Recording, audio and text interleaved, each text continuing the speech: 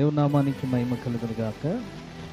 రాత్రి ఈ వాక్య పరిశీలన కూడికలో యోహాను మొదటి పత్రికలో నుండి మనము చదువుకుంటున్నాం. 5వ అధ్యాయం 16వ వచనం నుండి మనం చదువుతున్నాం. తన సహోదరుడు మరణకరము కాని పాపము చేయగా ఎవడైనను చూచిన ఎడల అతడు వేడుకొనును. అతన్ని బట్టి దేవుడు మరణకరము కాని పాపము చేసిన వారికి జీవము దయచేయండి. మరణకరమైన పాపము కలదు, అట్టిదాన్ని గురించి వేడుకొనవలెనని నేను చెప్పుటలేదు. సకల దుర్నీతియు పాపమే, అయితే మరణకరము కాని పాపము కలదు. ఇది యోహాను ప్రస్తావన. మరణకరమైన పాపముంది, మరణకరము కాని పాపముంది అని చెప్పాడు. మరణకరం కాని పాపములో పడిన వాడిని అతన్ని తిరిగి మరలా సత్యంలోకి నడిపించడానికి వేడుకుంటారు, కానీ మరణకరమైన పాపంలోకి వెలిగిన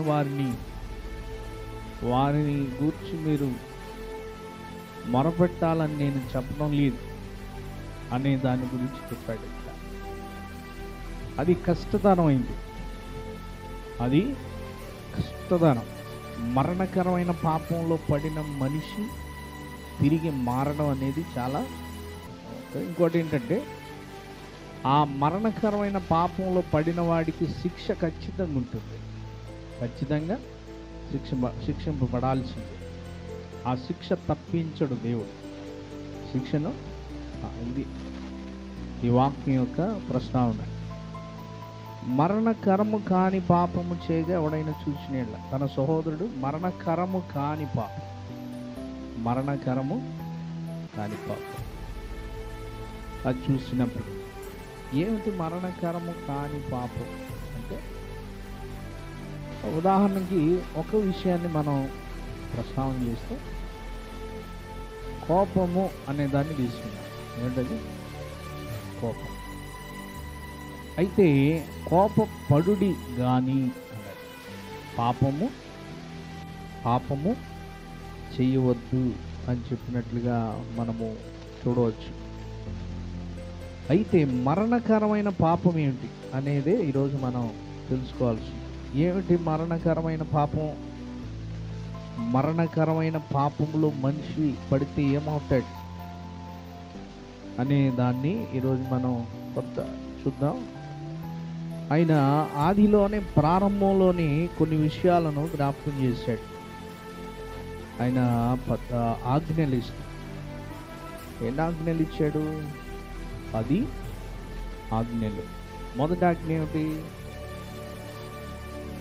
నేను తప్ప వేరొక, ఇక్కడ ఉంది, నీ దేవుడైన యెహోవాను నేను తప్ప వేరొక దేవుడు నీకు ఉండకూడదు. ఆకాశం అందే కానీ, పైన భూమి క్రింద నీళ్ళ యందే కానీ, ఈ భూమి మీద కానీ ఏ రూపాన్ని నీవు చేసుకోకూడదు, దాన్ని పూజించుకోవడం అని చెప్పాడు. ఆ మూడోది ఏంటి? నీ దేవుడైన యెహోవా నామమును వ్యర్థంగా. ఇక్కడ నిర్గమాకాండంలో 20వ అధ్యాయం 3వ వచనం నుండి ఈ ఆజ్ఞలను ప్రస్తావిస్తూ వచ్చాడు. 20వ అధ్యాయము 3వ వచనం నుండి చెప్పుకుంటూ వచ్చాడు కదా ఈ ఆజ్ఞల్ని. నేను తప్ప నీకు వేరొక దేవుడు ఉండకూడదు అని చెప్పాడు. ఎందుకని నేను తప్ప అంటే, ఆయనే సృష్టికర్త గనుక నేను తప్ప వేరొక దేవుడు నీకు ఉండకూడదు అనే ప్రస్తావన చేయటం జరుగుతుంది. సృష్టికర్త రోషం కలిగిన వాడు, అందుకనే ఆయన నేను తప్ప వేరొక దేవుడు నీకు ఉండకూడదు అనే ప్రస్తావన చేస్తున్నట్లుగా మనము చూడవచ్చు. ఉదాహరణకి మన తండ్రి ఈ లోకంలో నాన్న అనే పదం ఒక్కళ్ళకి మాత్రమే పరిమితం. నాన్న అని ఇంకెవరిని పిల్లల్ని నాన్న అంటే నానే. అది ఇక ఒకే ఒక వ్యక్తికి పరిమితమైన పదం. ఇక ఎవరిని నాన్న అని పిల్లలేం కదా, ఎవరిని నాన్న అనలేం. మా నాన్న అని చెప్పగలమా? చెప్పలేం. ఎందుకని తండ్రి మనకి ఒకడే ఉంటాడు. దేవుడి యొక్క సృష్టిని మనిషి ఎలా చూడొచ్చు అంటే, తన ఏమిటో తన పిల్లలకి ఏమిటో తన కుటుంబాన్ని వ్యవస్థను పెట్టి తన ప్రతిరూపంగా నేనేమిటో తెలియాలంటే, నా ప్రాధాన్యత ఏంటో తెలియాలంటే మీకు ఒకడే తండ్రి, అలాగే ఒక్కడే దేవుడు అనే దాన్ని చూపించాలనుకున్నాడు. దేవుడు తన యొక్క స్వరూపం తన పోలిక మనిషిలో పెట్టాడు. ఆయన యొక్క గుణగణాలు మనిషిలో ఉన్నాయి, కుటుంబ వ్యవస్థలో ఉన్నాయి. ఆయన ఒక కుటుంబ వ్యవస్థని స్థాపించి ఒక తండ్రికి పిల్లలకి మధ్య ఉండే అనుబంధం. ఆ తండ్రి ఎంత రోషం కలిగిన వాడు అంటే, ఎప్పుడైనా చూడండి, ఇంట్లో పిల్లలు మన మీద కాకుండా ఆ బయట వాళ్ళ మీద ఎక్కువగా ఇంట్రెస్ట్ పెడితే తల్లిదండ్రులకి ఎంత కోపం వస్తుంది. కన్నది మేమా వాళ్ళ, మేము కంటే నువ్వేంట్రా, ఏంటి వాళ్ళ మీద అంత ఇంట్రెస్ట్ ఏంటి నీకు? నిన్ను కని ఎన్ని కష్టాలు పడి నేను పెంచుతూ ఉంటే నువ్వు వాళ్ళ దగ్గరికి పోతున్నావు అంటే ఎంత బాధ వేస్తుంది? చాలా బాధగా ఉంటుంది. ఎంత కష్టమైనా భరించగలరు కానీ తల్లిదండ్రులు తమకిచ్చే స్థానాన్ని తమకి ఇవ్వకుండా వేరే వాళ్ళకి ఇస్తే తల్లిదండ్రులు తట్టుకోలేరు. అలాగే దేవుడు కూడా ఆయనకి ఇవ్వాల్సిన స్థానాన్ని ఆయన ఇవ్వకపోతే ఆయన కూడా తట్టుకోలేడు. దేవుడికి ఇవ్వాల్సిన స్థానం దేవుడికే ఇవ్వాలి, అది ఆయనదే ఆ స్థానం. అందుకని నేను తప్ప వేరే దేవుడు నీకు ఉండకూడదు. ఇదిగో దేవుణ్ణి నేనే, మీరు వేరే దేవుణ్ణి పెట్టుకోకూడదు. ఇది ఆజ్ఞల్లో మొదటిది. మరణకరమైన పాపాల్లో ఈ ఆజ్ఞలో మీరడమే మరణకరమైన పాపం. అక్కడ కిందకు వచ్చేసరికి అన్ని విషయాలు ఉంటాయి. నీ దేవుని నామాన్ని వ్యర్థంగా ఉచ్చరించకూడదని ఉంటుంది. తల్లిదండ్రుల్ని సన్మానించాలి అని చెప్పాడు. ఆ తర్వాత కిందకు వచ్చేసరికి నరహత్య చేయకూడదు, వ్యభిచరించకూడదు, దొంగిలించకూడదు, నీ పొరుగువాని మీద అబద్ధ సాక్ష్యం పలకూడదు, నీ పొరుగువాని ఇల్లు ఆశింపకూడదు, నీ పొరుగువాని భార్యని కానీ అతని దాసుని కానీ అతని దాసీనైనను కానీ అతని ఎద్దునో అతని గాడిదనో అతని పొరుగువాని దగ్గు ఏటిని కూడా ఆశించకూడదు. ఇవి ఆయన ఆజ్ఞలలో ప్రధానమైన ఆజ్ఞలు. ఆయన ఆజ్ఞల్లో ప్రధానమైన ఆజ్ఞలు ఈ 10 ఆజ్ఞల్ని యేసు ప్రభు వారు ఏం చేశారంటే 2 ఆజ్ఞలుగా మార్చాడు. మొదటిది, నీ దేవుడును ఇలా ఆరాధించాలి, పూర్ణ బలముతో పూర్ణ మనస్సుతో పూర్ణాత్మతో ఆరాధించాలి. అప్పుడు ఆయనే నీకు దేవుడిగా ఉంటాడు.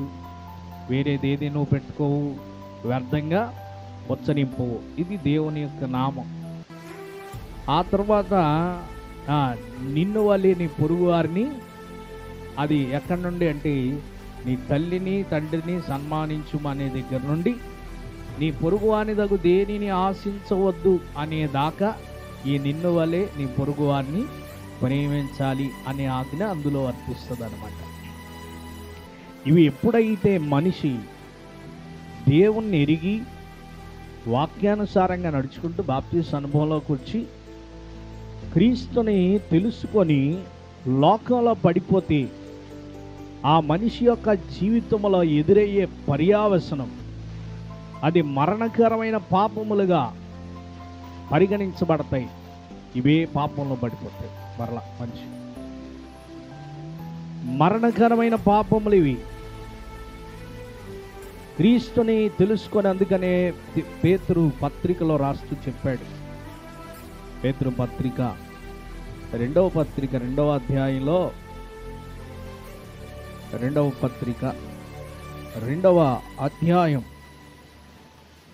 20వ వచనాన్ని మనం చూసినట్లయితే, వారు ప్రభువును రక్షకుడునైన యేసుక్రీస్తు విషయమైన అనుభవ జ్ఞానము చేత ఈ లోక మాలిన్యములను తప్పించుకొనిన తరువాత అని చెప్పాడు. మొదటిదిగా క్రీస్తుని గూర్చిన అనుభవ జ్ఞానం వల్ల ఈ లోకం నుండి వేరయ్యారు. క్రీస్తుని అంగీకరించారు, సొంత రక్షకుడిగా మారు మనసు పొందారు, బాప్తిస్మ అనుభవంలోకి వచ్చారు, వాక్యానుసారంగా నడుచుకున్నారు, సంఘ క్రమంలో ఉన్నారు. అపుస్తల బోధ క్రమం అది. మీరు ఎప్పుడైనా చూడండి, మనకి 4 విషయాలు ఉన్నాయి. బాప్తిస్మ అనుభవంలోకి వచ్చిన తర్వాత 4 విషయాలను పేతురు చెప్పాడు. మొదటిది అపోస్తలుల బోధ, రెండవది సహవాసం, మూడవది రొట్టె విరవడం, నాలుగవది ఎడతెగక ప్రార్థించడం. ఈ 4 ఖచ్చితంగా చేయాలి. 4 ఏం చేయాలి? ఖచ్చితంగా చేయాల్సిందే.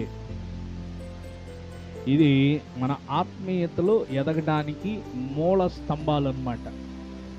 కార్నర్ స్టోన్స్ లాంటివి. అంటే ఈ మూల స్తంభాలు మన ఆత్మీయత జీవితాన్ని ఎదగడానికి, లేకపోతే నిలబడడానికి, పడిపోకుండా నిలబడడానికి ఉంచే ఏమిటంటే, మొదటిది అపోస్తల బోధ, అంటే వాక్యం వినాలి ఖచ్చితంగా.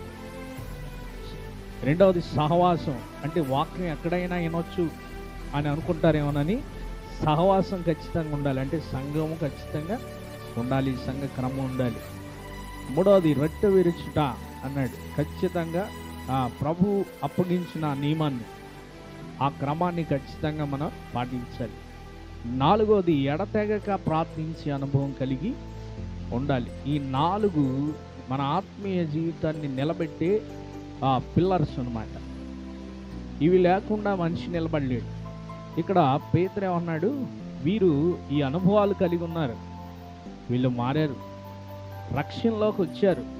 వచ్చిన తర్వాత మరలా ఏమంటాడంటే, మరలా వాటిలో చిక్కుబడి వాటి చేత జయింపబడిన ఎడల వారి కడవరి స్థితి మొదటి స్థితి కంటే మరీ చెడ్డదగును. దేవుణ్ణి తెలుసుకొని మరలా పాపంలో పడిపోతే, మరలా దొంగలైతే, నరహంతకులైతే, వ్యభిచారులైతే, పొరుగువాని ఆశించి అక్రమంగా ఆక్రమించుకునేవారైతే, దేవుణ్ణి విడిచేవారైతే, దేవుని నామాన్ని వ్యర్థంగా ఉచ్చరించేవారైతే, తల్లిదండ్రులను ధిక్కరించేవారు, ఇవన్నీ మరణకరమైన పాపములుగా పరిగణించబడతాయి. ఆ మనిషి ఖచ్చితంగా దానికి ప్రతిఫలం, అంటే శిక్ష అనుభవించాల్సి, శిక్ష అనుభవిస్తారు. ఇది భయంకరమైంది. దావీదు పాపం చేశాడు కదా బెత్షెబాతో. చాలామంది అంటారు, బైబిల్లో ఇలాంటి విషయాలు ఎన్నో ఉన్నాయి, ఎందుకు అలాంటి విషయాలు ఎందుకు ఎన్నో పెట్టాడు? ఎన్నో ఏం లేవు అక్కడ. ఎందుకు పెట్టాడు? దావీదును చూస్తాం, దావీదు దేవునికి హృదయానుసారుడు అని మాత్రమే మనకు తెలుసు. అని దావీదు తప్పు చేస్తే దేవుడు విడిచిపెట్టలేదనే సంగతి మనకు తెలియదు. దావీదు తప్పు చేసిన తర్వాత దావీదు అనుభవించిన భయంకరమైన క్షోభ అంత ఇంతది కాదు. తన కుటుంబం పతనం అయిపోయింది. దావీదు కుటుంబం దావీదు చేసిన దానికి ప్రతిఫలం అనుభవించాడు. తన జీవితంలో యుద్ధాలే, దావీదికి నెమ్మది లేకుండా, మనశ్శాంతి లేకుండా బ్రతికాడు. దేనివల్ల? బత్షెబాతో పాపం చేయటం. పొరుగువాని భార్య ఆమెను ఆశించడం వలన దావీదు యొక్క జీవితం అంతా కష్టాల పాల్లో, అతని జీవితం అంతా వ్యాధన పడుతూ బ్రతకాల్సి వచ్చింది. కారణం ఏంటంటే, వ్యభిచారం అనేది మనిషి జీవితాన్ని పతనం చేస్తుంది. ఈ వ్యభిచారం అనేది మరణకరమైన పాపం. ఈ పాపంలో పడ్డాడు కదా దావీదు, పడిపోలా. ఊరుకున్నాడు దేవుడు? కుటుంబమే చిన్న కొడుకే, కన్నా కొడుకే తండ్రికి ఏమయ్యాడు? శత్రువులా కొడుకులు చచ్చిపోయారు. కుటుంబం అల్లకొల్లాలం అయిపోయింది. చేసిన పాపం వరకునే పోలా. దేవుణ్ణి అనుభవపూర్వకంగా ఎరిగి తెలుసుకున్న తర్వాత పాపంలో పడిపోతే దానికి పర్యావసనం భయంకరంగా ఉంటుంది. ఖచ్చితంగా శిక్షణ. అందుకే ఇక్కడ అంటున్నాడు, వారి కడవరి స్థితి మొదటి స్థితి కంటే మరీ, అంటే మారకముందు వాళ్ళు ఉన్నదానికంటే ఆ తర్వాత ఇంకా భయంకరంగా ఉంటారట. మారకముందు ఉన్నదానికంటే మారిన తర్వాత మనిషి పాపంలో పడిపోతే గడి భయంకరమైన బతికైపోతుంది. అందుకని అక్కడ ఏమన్నాడంటే, వారు నీతి మార్గమును అనుభవపూర్వకముగా తెలుసుకొని తమకు అప్పగింపబడిన పరిశుద్ధమైన ఆజ్ఞ నుండి తొలగిపోవుట కంటే ఆ మార్గము అనుభవపూర్వకముగా తెలియక ఉండుటయే వారికి మేలు అని చెప్పాడు. వాళ్ళు తప్పిపోవడం కంటే ఆ మార్గం అనుభవపూర్వకంగా తెలుసుకోకుండా ఉండడం మంచిదండి. తప్పిపోవడం కంటే అనుభవపూర్వకంగా మార్గం తెలుసుకోకుండా ఉండడమే మంచిది. తెలుసుకొని పాపంలో పడిపోయిన తర్వాత జరిగే పర్యావసనాన్ని చాలా కఠినంగా చెప్పాడు ఆయన. చాలా ఖండితంగా చెప్పినట్లుగా మనము చూడవచ్చు. అందుకని పాపము భయంకరమైన మరణకరమైన పాపం. ఏ పాపం ఇది? మరణకరమైన పాపం. లాంటి మరణకరమైన పాపములో పడిన వారు ఎందరో తమ జీవితాలను పతనం చేసుకున్నారు. ఎందరో తమ జీవితాలని భక్తిని అడ్డం పెట్టుకొని పాపంలో పడిన వారు చాలామంది ఉన్నారు కదా. అలాంటి వారిని చూసి చాలామంది ఏమనుకుంటారంటే, క్రైస్తవులు ఇట్లుంటారేమో అని అనుకుంటారు. కొంతమంది, కొందరు కొద్దిమంది, అందరని నేను అన్ను, కొద్దిమంది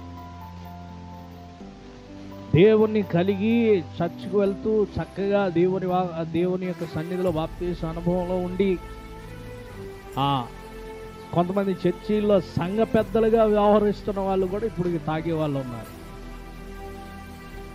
పాస్టర్లుగా ఉన్న వాళ్ళు కూడా తాగే వాళ్ళు కొంతమంది, అందరు కాదు.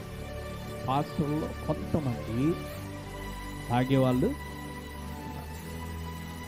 వీళ్ళందరూ జీవితాలు ఎలాంటివంటి, వారి మొదటి స్థితి కంటే ఆ కడవరి స్థితి భయంకరమైన, దానికి ప్రతిఫలం ఖచ్చితంగా ఉంటుంది. వారు తమను తాము సమర్థించుకుంటూ బ్రతుకుతారు. ఇది మరణకరమైన పాపం. ఓ రోజు పర్యావసనం భయంకరంగా ఉంటుంది. భూమి మీదే అనుభవిస్తారు ఖచ్చితంగా. తర్వాత సంగతి దేవుని ఎదుట నిలబడినప్పుడు జరిగేది వేరు. బ్రతికున్నప్పుడు కూడా ఖచ్చితంగా అనుభవిస్తారు. అందుకని మరణకరమైన పాపమును గూర్చి మీరు వేడుకొనాలి అని నేను చెప్పట్లేదు అన్నాడు యోహాను. దేవుణ్ణి అనుభవపూర్వకంగా తెలుసుకొని, దేవుని యొక్క వాక్యాన్ని తెలుసుకొని, అన్నీ తెలుసుకున్న తర్వాత పాపంలోకి వెళ్ళిన వారు తిరిగి మారడం చాలా కష్టం. తిరిగి మారడం చాలా కష్టం. ఎందుకంటే అది భయంకరమైన శిక్ష అనుభవిస్తారు. మరణకరమైన పాపములు. అందుకే మనిషి ఏమవుతున్నాడంటే విర్రవీగుతున్నాడు. ప్రసంగి గ్రంథంలో ఒక మాట ఉంటుంది. ప్రసంగి గ్రంథము 8వ అధ్యాయం 11వ వచనంలో ఒక మాట ఉంటుంది. దుష్క్రియకు తగిన శిక్ష శీఘ్రముగా కలగకపోవుట చూచి మనుష్యులు భయము విడిచి హృదయపూర్వకముగా దుష్క్రియలు చేయుదురు అన్నాడు. దుష్క్రియలకు తగిన శిక్ష శీఘ్రముగా కలగకపోవుట చూచి మనుషులు ఏం చేస్తున్నారంట? భయం విడిచి. ఏ భయం విడిచి? దేవుని భయం లేదు. నన్ను శిక్షించేవాడు ఎవరు లేరు, నేను చేసేదే కరెక్టు, నిజంగా నేను చేసింది తప్పు అయితే ఈ పాటికి నన్ను శిక్షించుండేవాడు కదా అనే ఆ భయం పోయి, భయం విడిచి వారు హృదయపూర్వకంగా ఏం చేస్తున్నారంట? దుష్క్రియలు చేస్తున్నారు. అసలు దేవుణ్ణి ఎరగిన వాడు చేస్తున్నాడంటే అతనికి దేవుడు తెలియదు, దేవుని వాక్యం తెలియదు అని అనుకోవచ్చు. దేవుణ్ణి ఎరిగిన తర్వాత నువ్వు అదే పాపములోకి వెళితే అది మరణకరమైన పాపము అని చెప్పబడుతుంది. మరణకరమైన పాపం అది. ఆ పాపంలో పడటం భయంకరం. ఆ పాపంలో పడటం చాలా భయంకరం. మనిషి తన జీవితాన్ని పతనం చేసుకుంటాడు. మోషే కోపపడటంలో తప్పు లేదు, దాన్ని నోరు జారటంలో తప్పు. కొన్ని పాపాలు మన మీద నేరస్థాపించు. అందుకని చాలా జాగ్రత్తగా ఉండాలి. కామ, క్రోధ, లోభ, మోహ ఇలాంటివి 7 పాపాలు ఉన్నాయి కదా. ఎన్ని పాపాలు? 7 పాపాలు. ఇదొక భయంకరమైన పాపం. ఆ పాపము లోభం అంటే ఏంటంటే ఆ పిసినారి తనానికి తాత అనుకోండి. దేవుడిచ్చిన దాన్ని ఉపయోగించరు వీళ్ళు. ధనవంతుడికి దేవుడు విస్తారమైన సంపాదన ఇస్తే ఎదుటున్న లాజరికి ఒక ముద్దన్నం ఎట్లాగపోయాడు కదా, అదే లోభితనం, లోభం. అది దేవుడు నీకు అంతటి కలిమిని ఎందుకు ఇచ్చాడు? లేని వాడికి నువ్వు పెడతావనే ఇచ్చాడు అని. ఇతను ఏం చేశాడు? కనీసం ఆ బల్ల మీద నుండి పడిన రొట్టె మొక్కలు కూడా అతనికి వెళ్ళని లేదట. అలాంటి స్థితిలో అతను ఉన్నాడు. లోభం అది. కొంతమంది మద్యానికి బానిసైపోయి, ఒక ధనవంతుడు అంటున్నాడు, నా ప్రాణమా తినము త్రాగుము సుఖించు, ఎంజాయ్ యువర్ లైఫ్. దేవుణ్ణి ఎరిగిన తర్వాత పాపిష్టి మార్గంలోకి పోకూడదు. దేవుణ్ణి ఎరిగిన తర్వాత పాపిష్టి మార్గంలో. అపోస్తలుల కార్యంలో 2 భార్యాభర్తలు ఉన్నారు కదా, 5వ అధ్యాయంలో. వాళ్ళ పేర్లు అననీయ, సప్పీరా. వాళ్ళు ఏం చేశారు అక్కడ? అపోస్తలుల దగ్గరికి వచ్చారు. ఆ రోజు ఆ కాలంలో వాళ్ళందరూ తీర్మానం చేసుకున్నారు. ఏమిటంటే తీర్మానం, సంఘం అందరూ కూడుకున్న తర్వాత సంఘములో ఉన్న వారందరూ ఒక తీర్మానం, అందరూ వారి ఇష్టపూర్వకంగా తీర్మానించుకొని వారి ఆస్తులను అమ్మి తీసుకొని వచ్చి అపోస్తలుల దగ్గర పెట్టినప్పుడు అపోస్తలులు ఏం చేసేవాళ్ళంటే అందరికీ సమానంగా పంచిపెట్టి, అక్కడ బీదవారు లేనివారని లేకుండా అందరికీ చక్కగా సమానంగా పంచిపెట్టేవాళ్ళు. దానికి స్వతహాగా వారు ఇష్టపడి, నా ఆస్తిని కూడా నేను అమ్మిదేస్తున్నాను, ఇది నాతో పాటు ఇంకొంతమందికి పంచిపెట్టండి అని తీసుకొని వచ్చేవాళ్ళు. ఆ తర్వాత వాళ్ళు అందులో ఉన్న మగవాళ్ళందరూ కలిసి స్వార్థ పరిచర్యకి పోయేవాళ్ళు. ఆడవాళ్ళు కూడా స్వార్థ పనిలో ఉండేవాళ్ళు. ఆ ప్రారంభంలో, సంఘ ప్రారంభంలో ఇలాంటి ఉజ్జీవం రగిలింది ఆ దినాల్లో. అందులో మొదటిగా చేసిన వ్యక్తి బర్నబా. ఆయన గొప్ప ఆస్తిపరుడండి. ఆయన ఆస్తిని అమ్మి తీసుకొని వచ్చి అక్కడ పెట్టాడు. అయ్యా, ఇదిగో నా దగ్గర చాలా విస్తారమైన ఆస్తి ఉంది, అందుకే నేను తీసుకొని వచ్చి పెట్టాను. అప్పుడు వీళ్ళందరూ తీసుకొని వారి ఆస్తులు, వీళ్ళు కూడా శిష్యులు వారి ఆస్తులను కూడా అమ్మి తీసుకొని వచ్చి వారందరూ సమానంగా అందరికీ పంచిపెట్టారు. సంఘంలో ఎంతమంది ఉన్నారో వారందరికీ సమానంగా పంచిపెట్టి వారి పరిచర్యలో ఉజ్జీవంగా వారందరూ కలిసి పరిచర్య చేశారు. ఇది అక్కడ ప్రారంభంలో సంఘ నియమం. అననీయ, సప్పీరాలని 2 భార్యాభర్తలు ఉన్నారు. వీళ్ళు కూడా గబగబా వచ్చి, అయ్యా మేము కూడా ఇస్తాం, మేము కూడా మా భూమి ఉంది, అది అమ్ముకొని తీసుకొని వచ్చేస్తాం అన్నాడు. వాళ్ళు చెప్తేనే అనగానే సరే అని చెప్పారు. తీసుకొని వచ్చారు. తీసుకొని వాళ్ళ అమ్మి తీసుకొని వచ్చేటప్పుడు ఇద్దరు భార్యాభర్తలు మాట్లాడుకున్నారు. మొత్తం వాళ్ళకి ఇవ్వటం కంటే కొంత మనం దాచిపెట్టి ఇదే అమ్మేమని సిద్ధం, నీ మాట నా మాట ఇద్దరిది ఒకే మాట ఉండాల అని మాట్లాడుకున్నారు.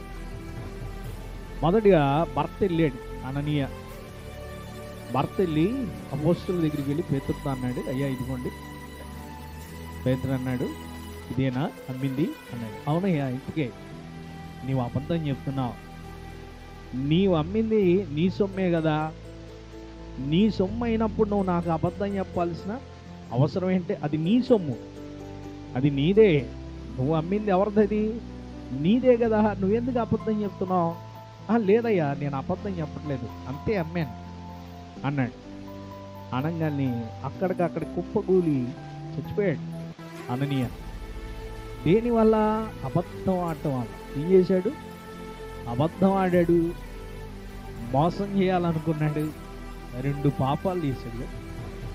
స్పాట్లో జరిగిన పనిష్మెంట్ అక్కడికక్కడ కుప్పగూలిపోయి చనిపోయాడు. అతన్ని తీసుకుని వెళ్ళారు. కొంత సమయానికి భార్యకి భర్త చనిపోయాడని తెలియదు. భార్య కూడా వచ్చింది, సప్పీరా వచ్చి ఆమెను అడిగారు, ఏమ్మా నువ్వన్నా చెప్పు, ఆ భూమి ఎంతకు అమ్మారు అంటే, మా ఆయన ఇచ్చాడు కదండి, ఫలానా రేట్, ఆ రేటుకి అమ్మాం అన్నాడు.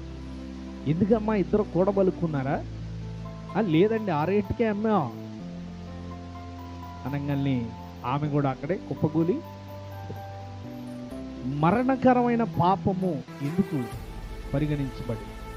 నీకు దేవుని గురించి తెలియదు, పాపం అంటే ఏమిటో తెలియనంత వరకు నీకు పశ్చాత్తాపడడానికి, క్షమించమని అడగడానికి అవకాశం. పాపం ఏదో తెలిసిన తర్వాత మనకి సిటీలో రూల్స్ పెట్టనంత వరకు ఎట్లయినా ఉండొచ్చు. ఒక్కసారి రూల్స్ పెట్టిన తర్వాత ఎట్లా పడితే అట్లా. మనం ఎలిమెంట్ పెట్టుకోకుండా వచ్చాం.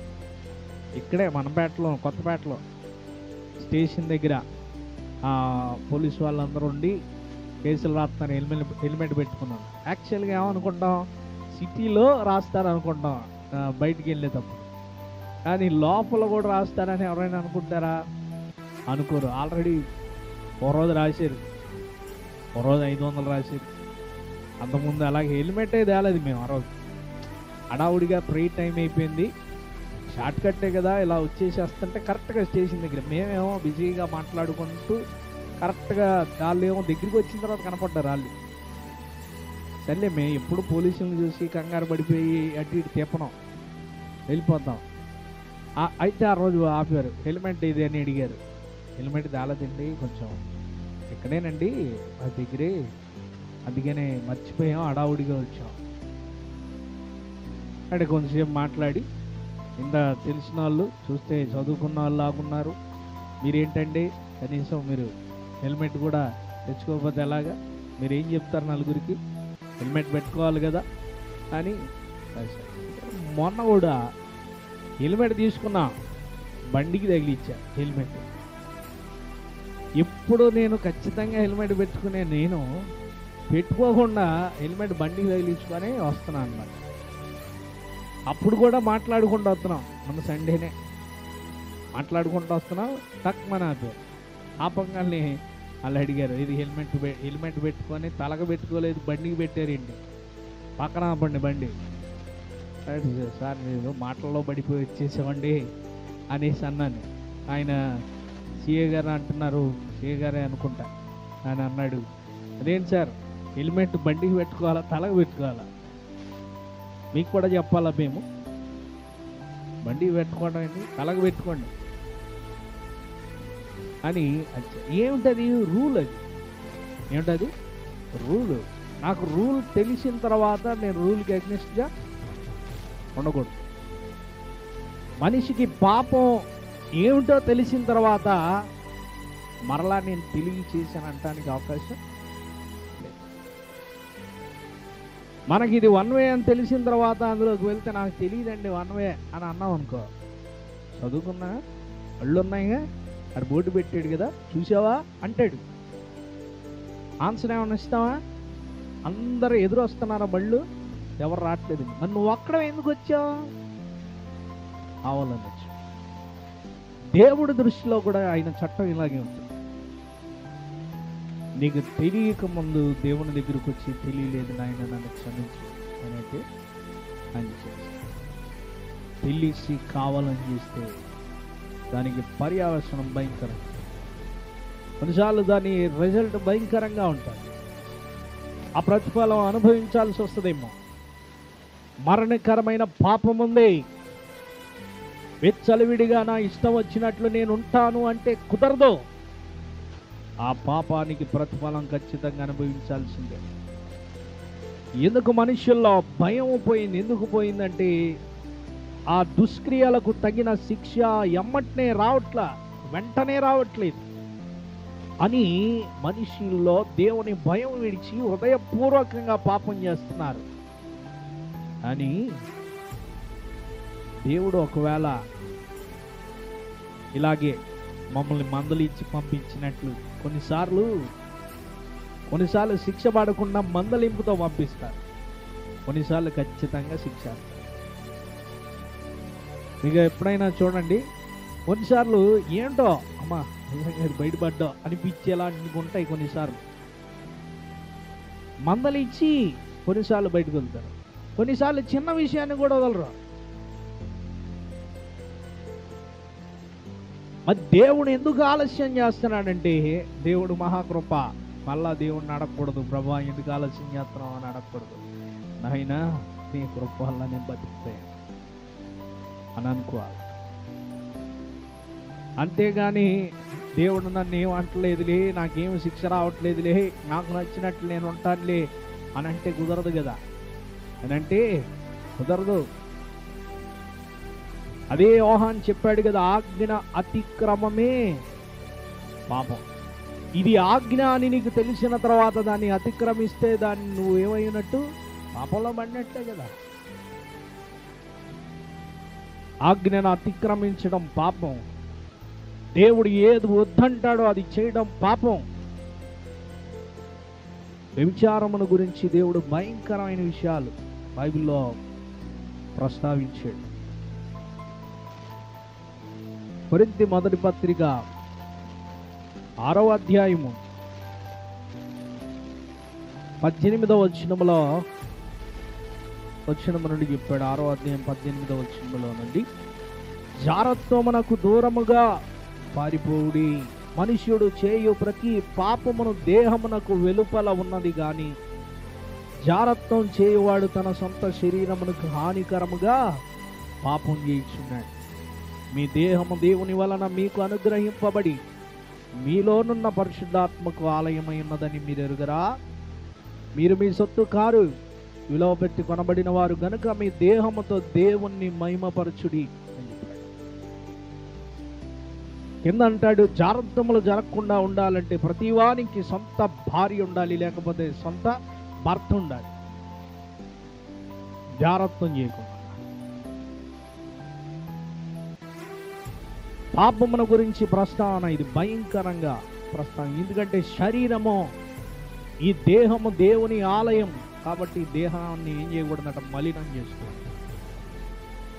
ఆ విషయాన్ని దేవుడు ఒప్పుకోడు. దేవుడు రోషం కలిగిన దేవుడు. ఆయన ఒప్పుకోడు ఆ విషయంలో.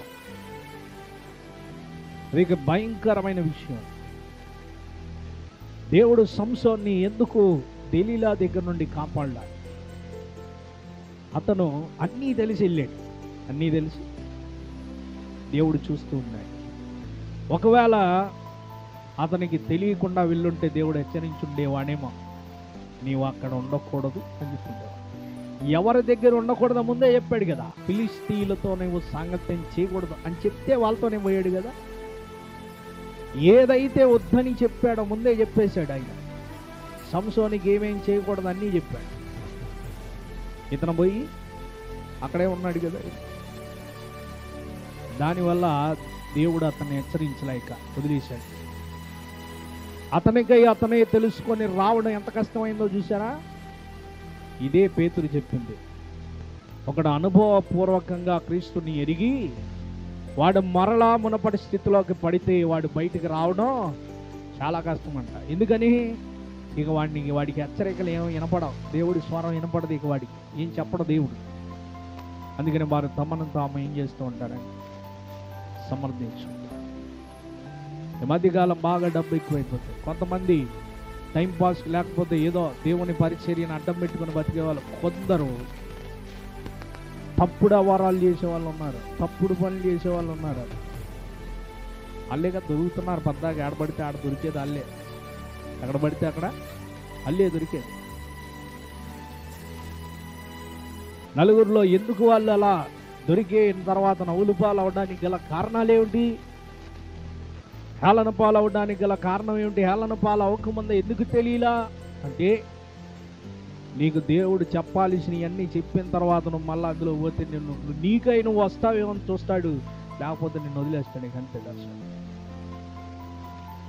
ఆయన శిక్ష ఖచ్చితంగా ఆయన అది నేను పంపించిన పాస్టర్ కదా అని ఆయన్ని దాచిపెట్ట.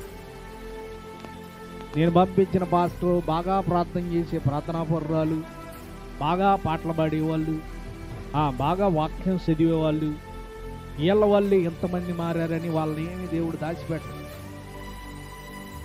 తప్పు ఎవరు చేసినా ఆయన వాళ్ళ విషయంలో ఒకేలా ఉంటాడు. ఎందుకంటే ఆయనకి పక్షపాతం ఉండదు. ఆయన న్యాయాధిపతి, ఆయన న్యాయాధిపతి, పక్షపాతం లేనివాడు, ఆయన న్యాయంగా ఉంటాడు ఆయన ఖచ్చితంగా. అందుకని ఇది యోహాను చెప్పిన మాట, సకల దుర్నీతి పాపమే, కానీ మరణకరమైన పాపం కూడా ఉంది. మనం దుర్నీతి కలిగిన లోకంలో ఉన్నాం. ఈ లోకంలో పాపం ఏలుబడి చేస్తున్న లోకంలో ఉన్నాం మనం. అయితే మరణకరం కాని పాపాలు ఏమిటి అంటే, మరణకరం కాని పాపాలు అవి చిన్న చిన్న విషయాలు, అవి చిన్న చిన్న విషయాలు. బాధ కలిగింది, బాధ వెంటనే సమాధాన పడాలని మనకి అవగాహన వస్తుందా లేదా? వెంటనే సమాధాన పడతాం. కొన్నిసార్లు నిరాశ వచ్చింది, కొన్నిసార్లు నిరాశ ఏమిటో ఎట్లా ఉంది మన జీవితం, అది కూడా పాపమే వాళ్ళు ఎక్కడో చెప్పాలంటే అది కూడా. కానీ వెంటనే రియలైజేషన్ ఉంటుంది కదా మనకి, వెంటనే మరణకరము కాని పాపాలకి రియలైజేషన్ ఉంటుంది, వెంటనే రియలైజ్ అవుతాం. నిరాశ వస్తుంది, నిస్పృహలు వస్తాయి. మనం కూడా ఒకసారి ప్రార్థన చేయకుండా అలికి కూర్చుంటాం.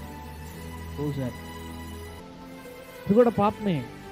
కానీ వెంటనే మనకేమొస్తుంది? రియలైజేషన్ వస్తుంది. కానీ మరణకరమైన పాపాలు ఇవి, తమ దేహాన్ని పాడు చేసుకునే పాపం, తమ దేహాన్ని పాడు చేసుకునే పాపం. సావాసానికి దూరం అయిపోయి కొంతమంది నేను చూశాను, వాళ్ళు దేవునికే దూరం అయిపోతారు, దేవుని సన్నిధికి దూరం, లోకంలోకి కలిసిపోతారు, లోకంలోకి వెళ్ళిపోతారు, లోకానుసారంగా బతుకుతూ ఉంటారు. ఇది భయంకరమైన మరణకరమైన విలాపవాక్యాలు అంటాడు, మా తండ్రులు పాపం చేసి గతించిరి, మేము వారి పాపాన్ని అనుభవిస్తున్నాం. ఆ శాపాన్ని ఒకరితో బాధ కదా, ఒకరితో మన ఆస్తులు కూడగడితే వారసత్వంగా ఎట్లా పోతాయో, చేసిన పాపాలకు తగిన పర్యావసనాలు కూడా కొన్నిసార్లు ఆ వారసత్వంగా మీదలో కుటుంబం మీద పడుద్ది. కుటుంబం మీద ఒకడు దొంగ అనుకుందాం, ఆడు దొంగ అని ముద్ర పడిన తర్వాత ఆడి ఇంటి వాళ్ళని ఏమంటారు? దొంగోడు ఇల్లు అని అంటారు కదా. ఇల్లు ఎవరండి అంటే ఆడు దొంగోడు తాలూకా ఇల్లు. పడిద్దా లేదా స్టాంపు? ఒకళ్ళు భయంకరమైన వాడి ఇష్టం వచ్చేవాడు తిరుగుబోతుగా ఉన్నారు అనుకుందాం,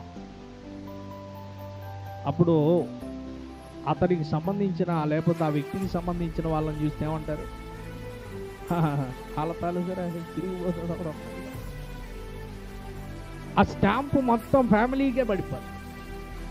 చేసిన పాపాలు కొన్నిసార్లు కుటుంబాన్ని, వంశాన్ని పీడిస్తాయి, పట్టి పీడిస్తాయి. అందుకని మరణకరమైన పాపాలు ఉన్నాయి. ఆ పాపంలో పడకుండా జాగ్రత్తగా ఉండాలి. ఏదో ఒక చోట పడతాం. అబద్ధములాడు పెదవులు దేవునికి అసహ్యం అని వాక్యం చెప్తుంది. మీరు ఇక్కడ చూడండి, ప్రకటన గ్రంథం చివరి పేజీ, ప్రకటన గ్రంథంలో చివరి పేజీ అక్కడ ఉంటుంది 15వ వచనంలో, ఎవరెవరు దేవుని సన్నిధికి, ఎవరెవరు దేవుని రాజ్యానికి పోరు, కుక్కలు అన్నాడు. కుక్కలంటే కుక్కల, మరి ఎవరు కుక్కలంటే? ఇదే కదా పేతురు మన ఇందాక చదివిన దాన్ని తర్వాత చదివితే, కక్కిన వాంతికి తిరిగిన కుక్కలాగా ఉంటారంట. ఇదే తమ విడిచిన పాత బ్రతుకు వైపు తిరగడమే కక్కిన కూడికి తిరగడం. ఏదైతే పాపం అనుకొని నువ్వు విడిచిపెట్టావో, ఏ పాత బతుకుని విడిచిపెట్టి అసహించుకున్నావో, మరలా అదే బతుకులోకి వెళ్ళడమే కుక్క బతుకు. అది అలాంటి వారిని కుక్కలు అన్నాడు దేవుడు. కుక్కలు, మాంత్రికులు, వ్యభిచారులు, నరహంతకులు, విగ్రహారాధికుల, తర్వాత అబద్ధమును ప్రేమించి దాన్ని జరిగించేవారు. దేవుణ్ణి ఎరిగిన తర్వాత దేవుడిని ఆరాధించకుండా చాలా మంది డబ్బుని ఆరాధిస్తారు, చర్చిని ఆరాధిస్తారు, అయ్యగారిని ఆరాధిస్తారు, తమను తాము ఆరాధించుకుంటారు. అవే విగ్రహాలు వీళ్ళకి, అవే వీళ్ళకి విగ్రహాలు. దేవుడు చెప్పింది అంటారు కానీ అన్నయ్య గారు చెప్పింది, నీకు దేవుడా ముఖ్యం, అన్నయ్య గారు ముఖ్యం. ఒక చోట అంటారు, కుర్చీ వేస్తారన్నమాట స్టేజ్ మీద. తవక్క నా పాస్టర్ గారు ఒక ఆయన అంటే వెళ్ళి ఆ కుర్చీలో ఎందుకంటే ఆ కుర్చీలో కూర్చోకూడదు అన్నారు. ఆ కుర్చీ అది అయ్యగారి కుర్చీ, మీ అయ్యగారు చచ్చిపోయి చాన్నాళ్ళు అయింది కదా, అయినా ఆ కుర్చీ అయ్యగారిదే కుర్చీ, అయ్యగారే వచ్చి కూర్చున్నారు. చచ్చిపోయాడు ఆయన, కానీ ఆయనే వచ్చి కూర్చుంటాడంటే ఆ కుర్చీలో. అందుకని ఆ కుర్చీలో ఎవరో కూర్చోకూడదు. ఇప్పుడు వాళ్ళకి విగ్రహం ఎవరో? అయ్యగారే, చచ్చిపోయాడు ఆయన, అయినా ఆయనే విగ్రహం. మన విగ్రహాలు ఎక్కువ అంటే క్యాలెండర్లు అన్ని పాస్టర్ల ఫోటోలే కదా, పాస్టర్ గారు ఫ్యామిలీ అన్ని ఫోటోలు క్యాలెండర్ల నిండా వాళ్ళే. వీళ్ళు పొద్దున్న లేస్తే ఎవరి మొహం చూడాలా? పాస్టర్ గారి ఫ్యామిలీ మొహమే కనపడుద్ది కదా, క్యాలెండర్లో ఎవరి మొహం కనపడుద్ది? మరి ఇండైరెక్ట్గా విగ్రహం ఎవరు? అల్లే కదా, మనకి విగ్రహం అల్లే అయినట్టుగా. అప్పుడు ఇండైరెక్ట్గా అల్లే, మనకి ఏ పేజీ ఇప్పుడు అల్లేగా కనపడేది. మీరు చర్చిలో ఉంటారా, ఇంటి దగ్గర ఉంటారా, ప్రార్థన కొడుకులు జరిగేటప్పుడు ఉంటారా? వాళ్ళు ఎప్పుడు తెలిసిన వాళ్ళే కదా. వాళ్ళు క్యాలెండర్లో రోజు ఎందుకు? ఒక అతను అన్నాడు నన్ను, ఈ క్యాలెండర్ని ఏం చేసుకోవటానికి అయ్యారు ఇస్తారు, తెగిస్తారు అందరూ. ఆ క్యాలెండర్ నిండా వాళ్ళ ఫోటోలే ఉంటాయి, లేచిన కాడి నుంచి వాళ్ళనే చూడాలి. మా ఇంట్లో పెద్ద సమస్య అయిపోయింది ఆ క్యాలెండర్ వల్ల. ఏమిటి సమస్య అంటే, ఆ క్యాలెండర్ దగ్గరికి రాగానే నేను ఏదైనా మాట్లాడదు, అయ్యగారు చూస్తున్నారంటదంటే అలా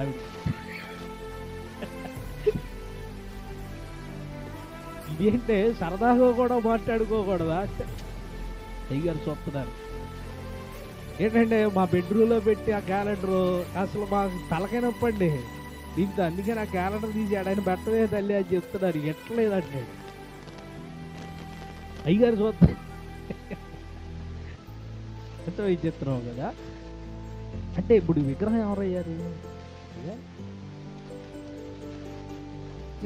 అలాంటివి తెలియకుండా ఇండైరెక్ట్గా విగ్రహాలుగా మారిపోయే వాళ్ళు చాలా మంది ఉన్నారు. విగ్రహాలుగా మారేవాళ్ళు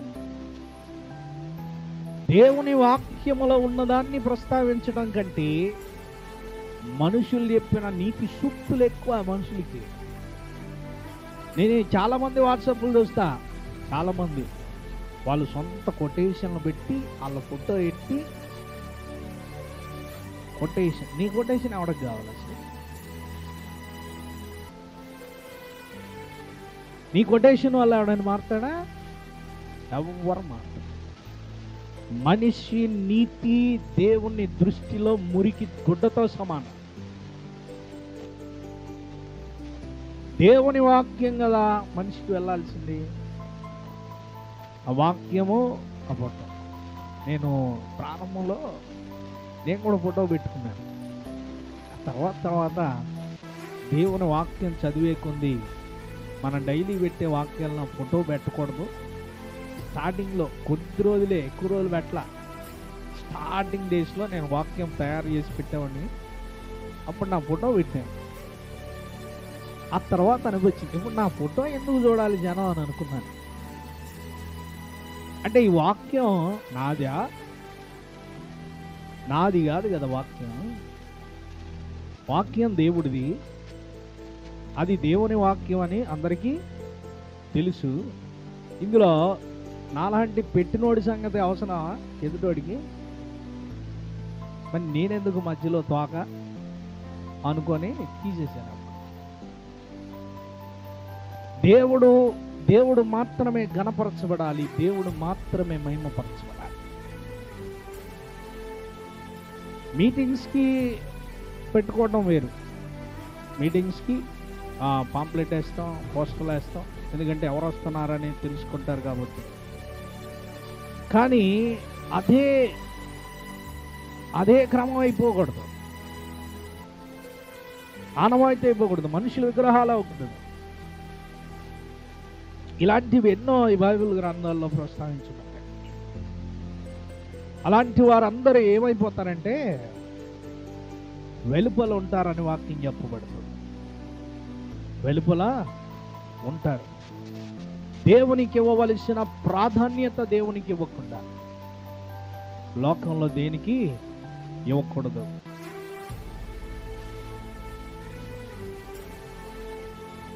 కాబట్టి ఈ రాత్రి మనం వాక్యంలో మనం ఏది మరణకరమైన పాపము, ఏది మరణకరమైన పాపము, మరణకరము కాని పాపం ఏదో తెలుసుకోవాలి. తెలుసుకొని జాగ్రత్తగా మనల్ని మనము పరిశీలించుకోవాలి, కాపాడుకోవాలి. మనం ఏం చేయాలి? కాపాడుకోవాలి. మనల్ని మనం చాలా జాగ్రత్తగా. కాబట్టి రాత్రి దేవుని మాటలు వింటున్న మనము ఇక్కడితో వాక్యం ముగించుకుందాం. తిరిగి వచ్చేవారం ఇదే కంటిన్యూ చేద్దాం వాక్యాన్ని. కాబట్టి యోహాన్ చెప్తున్నాడు, ఒక సహోదరుడు మరణకరము కాని పాపంలో పడిపోతే వాడిని ఏం చేయాలి? మనం ఖచ్చితంగా హెచ్చరించాలి. మరణకరము కాని పాపంలో పడిన వాడికి హెచ్చరిక. మరణకరమైన పాపములో పడిన వాడికి నువ్వు లచ్చ చెప్పు, వాడు మారడం. ఎన్ని చెప్పినా మార. నువ్వు ఎన్ని చెప్పిన వాళ్ళ చెవులకి ఎక్కువ తమను తాము ఎలా సమర్థించుకుంటారో తెలుసా? చాలా మందికి బైబిల్లో కొంతమందిని ఇన్స్పైర్గా తీసుకొని చెప్తారు అన్నమాట. దావీదంతటోడే పాపం చేస్తలేదు, దావీదంతటోడు పాపం చేస్తేనే దేవుడు వదలకుండా శిక్షిస్తే మరి నీ పని నా పని ఏంటి? సంసోనంతటోడే పాపం చేస్తే గుడ్డోడైపోయి తిరగలేసరాల్సి వచ్చింది. ఆఖరికి అందరితో పాటు తన ప్రాణాన్ని పోగొట్టుకోవాల్సి వచ్చింది. సంసోనంతటోడికి అటువంటి గతి పడితే మన బతికేంటి? ఇది ఎవడికి అర్థం కాదు. దేవుడు తను ఎన్నుకున్న వాళ్ళని, ఏర్పాటు చేసుకున్న వాళ్ళని, ప్రతిష్ఠించిన వారిని శిక్షించినప్పుడు మన పరిస్థితి. మోషే నా ఇల్లంతటిలో నమ్మకస్తుడని ఒక్క మాట అన్నందుకు మోషే నువ్వు కానాను చూడాలి కానీ కానానులోకి వెళ్ళకూడదు, నేను నీకు అనుమతి ఇవ్వట్లేదు. వాగ్దాన దేశంలోకి అడుగు పెట్టడానికి 430 ఏళ్ల ప్రయాస వాళ్ళకి. ఆ దేశంలోకి అడుగు పెట్టడానికి అంత ప్రయాసపడ్డారు. 430 సంవత్సరాల తర్వాత కానాన్లోకి వెళ్ళడానికి వాళ్ళు బయలుదేరారు. కానీ అంత ప్రయాసపడితే మోషేకి ఏం చేశాడు? దేవుడు వెళ్ళడానికి అవకాశం లేదు. అది ఎంత భయంకరమైన బాధ తెలుసా మీకు? 40 సంవత్సరాలు ప్రయాణం చేసి చివరిగా ఊర్లోకి, ఆ దేశంలోకి అడుగు పెట్టబోయే ముందు నువ్వు వెళ్ళకూడదంటే ఎంత బాధ ఉంటుంది? అన్ని సంవత్సరాల ప్రయాణం, అంత కష్టం, అన్ని బాధలు, అన్ని వేదనలు, అన్ని అవమానాలు, నిందలు భరించి ఆఖరికి ఆ దేశంలో అడుగు పెట్టడానికి దేవుడు అవకాశం ఇవ్వలేదంటే దానికంటే భయంకరమైన శిక్ష ఇంకేదైనా ఉంటుందా? దేవుడు తను ప్రేమించారు అని చెప్పుకుంటున్న సేవకుల్ని దేవుడు విడిచిపెట్టకుండా శిక్షించినప్పుడు మనకంత. అందుకనే చాలామంది ఇన్స్పైరింగ్గా తీసుకుంటారు, తర్వాత ఫైనల్గా వాళ్ళ రిజల్ట్ ఏంటో తెలుసుకోండి. సొలొమోను మహాజ్ఞాని సొలొమోను ఎంతో మందిని వివాహం ఆడాడంటే తర్వాత సొలొమోను బతికేమైందో అది తెలుసుకోవాలి. సొలొమోను జీవితంలో అతని పరిస్థితి ఎలాంటి స్థితిలోకి వెళ్ళిందో అది తెలుసుకోవాలి. ఇవి మనిషికి బైబిల్లో ఇలాంటివన్నీ ఎందుకు పెట్టాడండి అంటే మనలాంటి ముదురులు మేధావులందరూ బయలుదేరతారని తెలిసి వాళ్ళనే వదలలేదురా, మిమ్మల్ని కూడా వదలను, ఎవరిని విడిచిపెట్ట. నేను ఒక మనిషిని మార్చడానికి దేవుడు ఎంత ప్రేమిస్తాడో శిక్షించడంలో కూడా అంతే కఠినంగా ఉంటాడు. అంతే న్యాయమైంది. ఆయన ప్రేమ అంత గొప్పదో ఆయన న్యాయం అంత కఠినమైంది. ఆయన ఎదురు నిలబడలేదు. అందుకని దేవుడి యొక్క బైబిల్ గ్రంథం ప్రారంభం నుండి చదువుతూ సుమారు ఇప్పుడు నేను 17-18 సంవత్సరాల పైన ఈ బైబిల్ చదవటం మొదలెట్టి, అది నేను బాప్తిసం తీసుకోకముందు చదివాను, అది పక్కన పెట్టాను. తీసుకోకముందు నాకు చిన్నప్పటి నుండి బైబిల్ చదువుతున్నాను, అది పక్కన పెట్టాను. నేను బాప్తిసం తీసుకున్న కాడి నుంచి అంటే సుమారు ఇప్పటికి 19 సంవత్సరాల దగ్గర అవుతుంది నేను బాప్తిసం తీసుకొని. అప్పటి నుండి బైబిల్ చదువుతున్నాను. బైబిల్లో ఇది తప్పు పడదాం అని చదివి ఆఖరికి నా తప్పులేంటో బయటపడ్డాయి ఈ బైబిల్ గ్రంథం వల్ల. ఏ తప్పులు పట్టలేకపోయాను బైబిల్లో.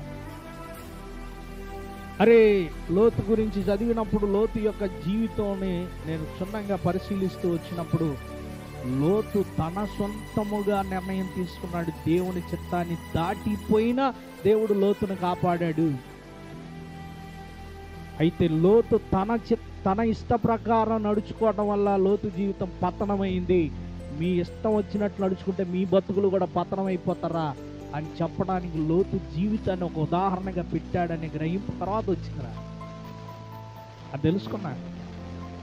ఈ 19 సంవత్సరాల్లో ఈ బైబిల్ ధ్యానం చేస్తున్నప్పుడు ఎన్నో విషయాలు నేర్చుకుంటూ వచ్చాను. దావీదు నా హృదయానుసారుడని ఎలా అన్నాడు అంటే ఆయన అన్నాడు, అయితే హృదయానుసారుడు అనిపించుకున్న దావీదును కూడా శిక్షించకుండా ఊరుకోలా. అది తెలుసుకున్నాడు. ఎవరినైనా అంతే, ఆయన న్యాయం తిరుగులేని న్యాయం, మారని న్యాయం. ఆయన అంతటి గొప్ప న్యాయాధిపతి. కాబట్టి అలాంటి దేవుడిని ఎరిగిన మనం తిరిగి లోకంలో పాపంలో మునిగిపోయేదాకా పడిపోయామన్న సంగతి తెలియదు మనకి. ఎప్పుడైనా చూడండి, దారి తప్పే ముందు మనం దారి తప్పిన సంగతి మనకి ఎప్పటికీ అర్థం కాదు. పూర్తిగా మునిగిపోయిన తర్వాత తెలిసింది. ఊబిలో కూరుకునేవాడి పరిస్థితి ఎట్లా ఉంటుందో తెలుసా? ఊబిలోకి పూర్తిగా కూరుకుపోయేటప్పటికి అప్పటికి అర్థమైంది అది ఊబి అని. అప్పుడు దాకా ఆడి బురద అనుకుంటాడు, అది బురదే బయటికి రావచ్చు అని ప్రయత్నిస్తాడు. బయటికి రావచ్చు అనుకునే క్రమంలో ఆడు పూర్తిగా కూరుకుపోతాడు. ఫైనల్గా తెలిసింది ఇది బురద కాదు, ఊబి అని అర్థమైంది. పాపం కూడా మనిషిని అలా కూరుకుపోయేలా చేస్తాం. కాబట్టి అలాంటి స్థితిలోకి మనం వెళ్లకుండా మనల్ని మనం కాపాడుకుందాం. దేవుని రాకడకి సిద్ధపడదాం. అటువంటి కృప దేవుడు మనందరికీ అనుగ్రహించును గాక. ఆమేన్. ప్రార్థన చేద్దాం.